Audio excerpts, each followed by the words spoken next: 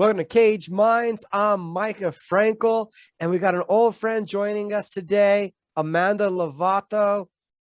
How you doing, ma'am? Good. How are you today? I'm doing well, chugging along. Happy to be talking to you about a fight. First off, though, it was a long journey. I need to know, what was it like now? 2 wins in a row, but what was the feeling of the first time getting the hand raised? Oh, that was like the most surreal feeling ever because I think if you've trained with me or if you know me, you know that I'm super consistent and I'm a hard worker. And so just to get my hand raised, it was just like an overwhelming feeling.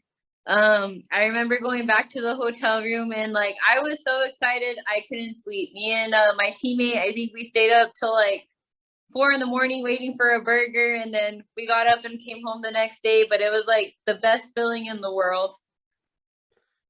And then to go back to get some consistency in there, 2 in a row, what did that mean to you? It just meant that like I'm not done yet, and it's gonna be a long road to turn things around for me as far as my MMA career. But it can be done, and no matter how long it takes me, I know that just getting those 2 wins shows that like, hey, we can do this. And as long as we keep what we're doing and keep my head straight and keep working hard, I'm going to get to where I need to be with it. Not just as a fighter, but overall in life, you just keep chugging, keep going, keep moving along. As I saw you just the other night telling me about how I don't know how you manage the son and the 4 dogs at one time, training for fights and also working towards a nursing degree. How has nothing can hold you down, nothing can stop you from achieving what you want? How have you been able to attack life with that mentality? Honestly, I think it's gonna be because of who raised me. Like, so my mom was a single mom. She was raised by a single mom, and I used to think, man, my mom and my grandma, they're like kind of really like just straight edge and they're kind of mean sometimes. But then now that like I'm in the position that I am, and it's just like, no, they just, and excuse my language, they don't take shit from anybody and they get shit done. So it's just a matter of like I have Anthony, and obviously everybody who knows Anthony's story knows that he has special needs. So that's where the nursing came in, is that I have to be able to support him and he's going to need benefits for his life. So uh, I have my days where like I'm flustered and I'm like, man, how am I going to get this all done? How am I going to get this all done? But then I put on my big girl pants and it gets done. So it's kind of relieving, like at the end of a fight camp, that I have been able to maintain everything while in a fight camp. But it's just like when you get your hand raised at the end of it, it's like all worth it. And getting your hand raised, that was a journey of itself. And it was a journey that went through several different buildings, iterations of your team. Can you talk a little bit about what that process was like, trying to find what was right for Amanda for her career? I think it was just learning to listen to like my own intuition. Like I had just put in my trust into like other people and listening to what they told me and what they felt was right. And it's just I came back to Fit last year. This is going to be my 5th fight with them. And from fighting like once every 1 to 2 to 3 years to having 5 fights consistently in a year time span, like I think it just shows that I'm in the right spot. And the fact that I have just a support team outside of the gym and I have my support team in the gym, it just kind of made everything fall together. Like at Fit right now, we have a really good group of girls. I know they all have like their own fights and their own stuff coming up, but they set aside time to do just boxing sparring with me. I've gotten to cross train with my friend Kat from Rosales's, and I know she's fighting like right around me. So it's just I started to really think about, I have to have like, how is the best way to put this, that if I want to move forward, I need to start making people who are going to help me move forward be in my circle. and it's really just made a difference in everything. Amanda brings up boxing because June 4th, she's going to be in the ring once again. All the success that we had just mentioned professionally, that came in the cage, getting back in the ring in Denver, Colorado. Was boxing always something that you were going to go back to? Was it just an opportunity by opportunity basis? I think it's kind of just an opportunity and to just stay busy. As far as MMA, I know that my coaches are trying to help me rebuild my career. So finding the right matches is like super, super important to me. But taking on a boxing match gives me time to clean up stuff that I need to in my striking and focus on other stuff. And honestly, I won a title as an amateur in boxing. So I started out more as a striker, even though I'm kind of known a little bit now more as like that I know how to wrestle. But boxing's probably going to be in the picture for a while just because I'm trying to rebuild my MMA career, and why not have a boxing career to go along with it? And the matchup is going to be one that I've waited years to see. We try to have this happen here locally in Battlegrounds and King of the Cage, the Jackson's MMA series. I think we're trying to make it as a boxing match. You and Randee Morales are finally going to fight. It's not like we just really wanted to see you guys fight. It's not many people in the same weight class in the area, so it just felt like a natural matchup. How did this one come together after all these years? My coach Arlene kind of really pushed for it, and she got the matchup. I know we were supposed to have an MMA fight, I think about 2 years back, but Randee's one of the only girls I didn't fight on the amateur scene when, like, the amateur scene 8 years ago, 9 years ago when I started, it was popping. And you were fighting girls from all of the local gyms, where as of now, you really don't see girls fighting each other from local gyms anymore. It's usually these amateurs are going out of state to fight people and stuff like that. So I think it's kind of cool that we get to do it now as pros. I have a lot of respect for Randee just because I know she's a mom like myself, and she has a lot going on in her life that she's had to deal with too. So I think it's a great opportunity to stay busy, and it's a good matchup for both of us. So I don't know. I'm excited to share the ring with her next weekend. Have you two ever crossed paths in training and sparring? You guys, I know we're kind of in the same gyms, but I didn't know ever at the same time or not. I think when I first went to JW for a little bit, we did spar one time. And what struck me, I think, to be funny is I thought, man, this girl has some like wild and good kicks. And so when she converted back to just, I think it was last year that she just kind of went to strictly just boxing, I was like a little bit surprised. But I know she's a good striker, so it's a good fit for her. And I think we're gonna have fun next weekend. You've had two professional boxing matches. We look at Randee's background, and she's got 8.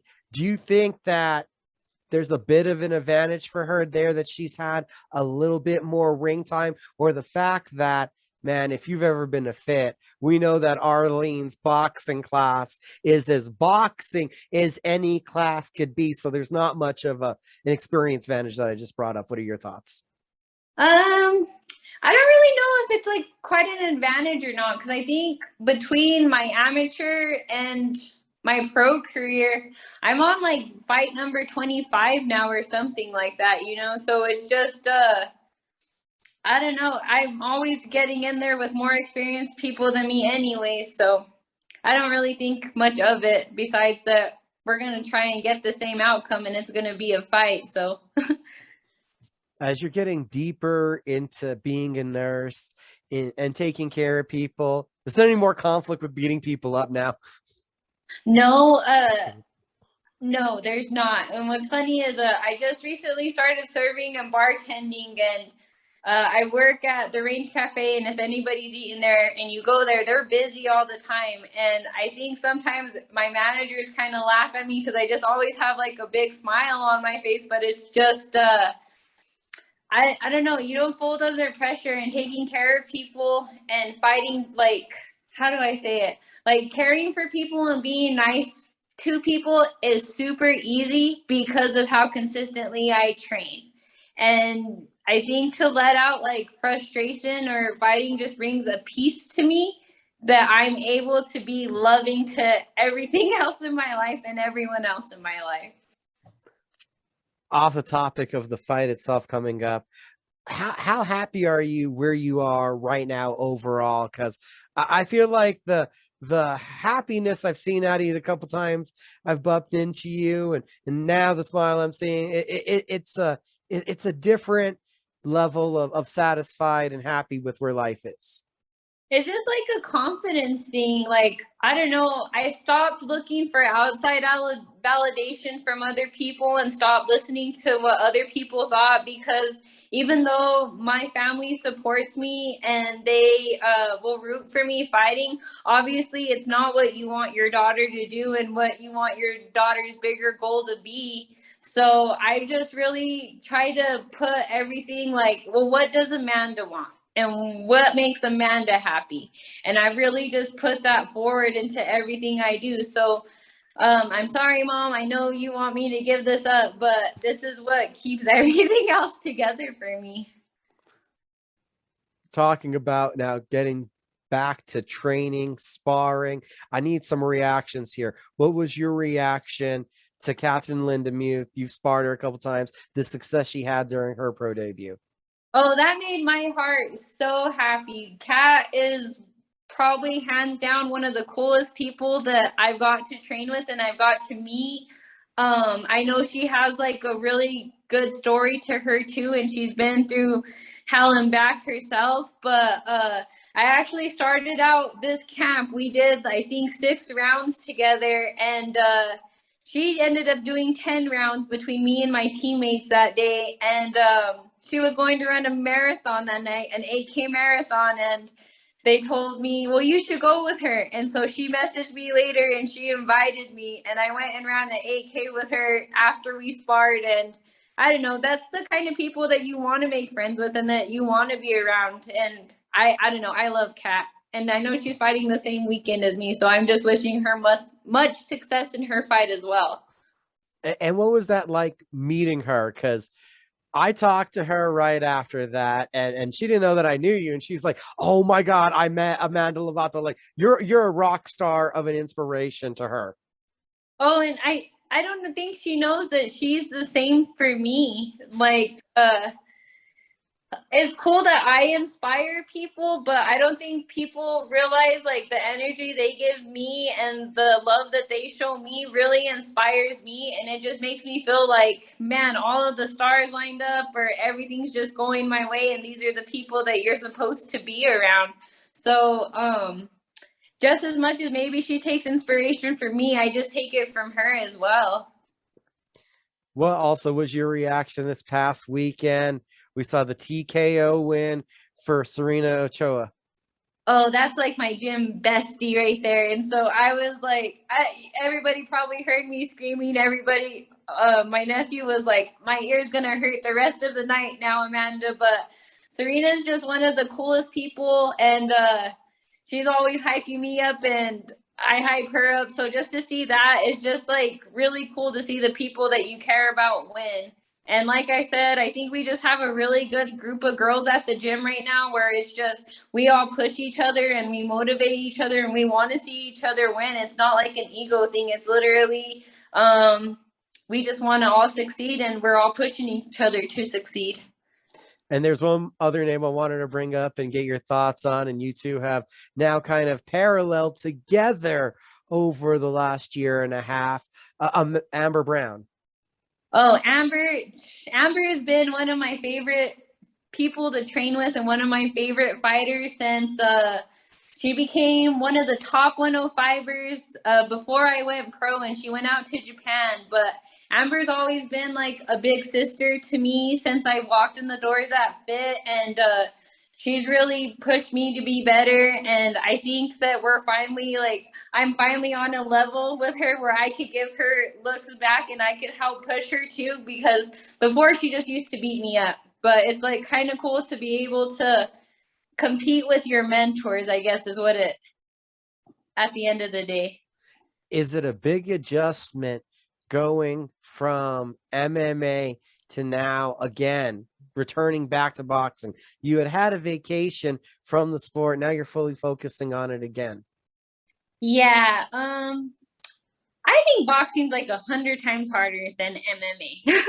Just because the cardio is way more intense and you only get two tools. So you have to be able to constantly move, work your angles, and move your head and putting it all together. Where in MMA, it's like, okay, I have somebody against the cage. I'm a little bit tired. I'm just going to shoot on him. Or, okay, her hands are down. I have this head kick right here. So boxing is just it's really a sweet science, as like they like to say, and I think there's a lot more that goes into boxing, and it's not as glorified now just because MMA is popular, but it's kind of cool to get in the mix and get in there with a boxer like Randee who has experience of a 4-4 record. Now I gotta ask, we've seen you do the MMA, the boxing, I've seen you do amateur kickboxing. There's another sport that a lot of people are trying out lately. Are you going to be one of the girls I see jumping bare knuckle boxing? Oh, I don't know, only because I feel like that's an end of the career type of thing. And I feel like I still have a long way to go before I get there. And the weight classes as far as they have them aren't like anything that I'm interested in. So I think they have a 115 and a 125, and yeah, I have no desire to fight girls that big. I'm too small for that. And I don't know. I need my hands if I'm going to be a nurse. So I don't want to be breaking my knuckles over a girl's face or anything like that if I'm not going to be able to work. Like, I think it's cool, and like much love to all the people doing it, but it's just it's not in the picture right now. But the high roller grappling tournament, that's something I can maybe try and get into. Oh, really? Really? Yeah. Now, real quick, did you see Tevin Dice, what he won for his grappling tournament up east? Yeah, I saw that and I thought it was really cool. And I was just thinking to myself, man, how do I get into something like this? Because everybody knows me as a stoner anyways, and I'm pretty sure I would be really good at this. You're like, dude, that looks like it's right up my alley. Just had to ask about the bare knuckle boxing because I know so many people are trying it out. When you look at this boxing match with Randee, what do you feel are going to be some big focal points for you to be successful? Honestly, just pressure and to just keep moving and to listen to my corner. Like, Arlene being in my corner, and she's been like my solo corner person for the last year, and I know we'll have a couple of cornermen this time around, but if I listen to her, that is when I find success. So as long as my head's there, my mental's there, and I listen to what I need to be doing, I know that I will find success next weekend. Have there been many technical, physical adjustments and improvement to your game, or has it really been so much just the getting between the ears to be where they need to be? Oh, I feel like it's like a total of everything, because I feel like Serena said in her wrestling, JJ's like on us about our wrestling, and he's really helped us improve our wrestling. Arlene, what I like about all my coaches is they're blunt and they're going to tell you what you need to fix. And so even as far as my grappling, we're trying to figure out like why I keep getting myself in situations where I take people's back, but I'm not finishing taking their back. So it's just making these adjustments and like figuring out what we need to fix. And I feel like my striking's finally where I want it to be, and I'm striking like Amanda Lovato. I think the mental game was just a really big part of it, because throughout my pro career, taking pro fights, we weren't always in the best spot. So it's just like in the gym I was performing, but at the end of it, I had a family, and I was just thinking, man, I need that extra part of my paycheck for my family. And when I took that pressure off of it, it became fun again.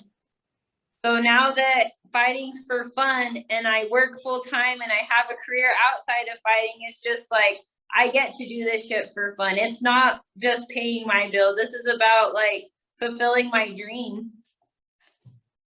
And how satisfying is that now to sit back and have that revelation, that thought that this is self-satisfying?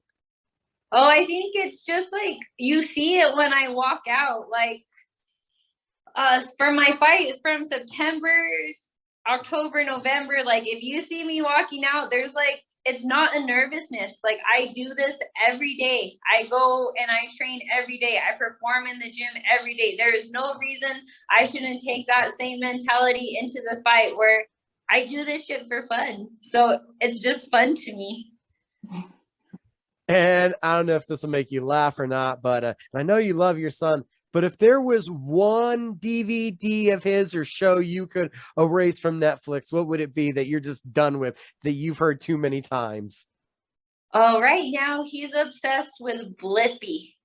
Blippi. And like I don't know what his obsession with Blippi is because I honestly I just avoid trying to put YouTube on at my house for it. But he is the only grandson, and so his nana and grandpa let him watch Blippi, and everybody else lets him watch Blippi. And I'm like, Bubba, I love you, but this BLIPPI is just something I can't do every day because then I'm going to bed and I'm like singing all the songs that he sings to me, and I'm like, no, we can't do this, Anthony. Any other movie I can, but this guy I can't. That's awesome. That's awesome. So everything's in good spirits. Everything's looking like a lot of fun. What's the travel arrangements and everything look like? The fight, how many days before there do you go up there driving? We're driving. I was actually just going to talk to my coach about that this evening because I think I have two teammates fighting on the same card as me. So we're trying to get everything organized. And honestly, now that I know that there's other teammates fighting, like it just makes it that much more fun. So next week, I think we'll probably head out Thursday or Friday. And then weigh-ins are on Friday and the fight Saturday. So I'm just looking forward to another successful weekend. Oh, and everybody's going to ask, have you guys been told, is there a pay-per-view, a live stream of it? I haven't been told. I just really got the venue and stuff this last week. So I know it's going to be at the Crown Plaza in Denver. And that's about all the info I got for right now. Sweet, sweet. Anybody you need to thank, shout out to? Just want to thank my coaches and my teammates and my family, my support system, because honestly, I wouldn't be having this much success and be this happy with where I'm at without them. Great getting to talk to you, Amanda. Good. Thank you.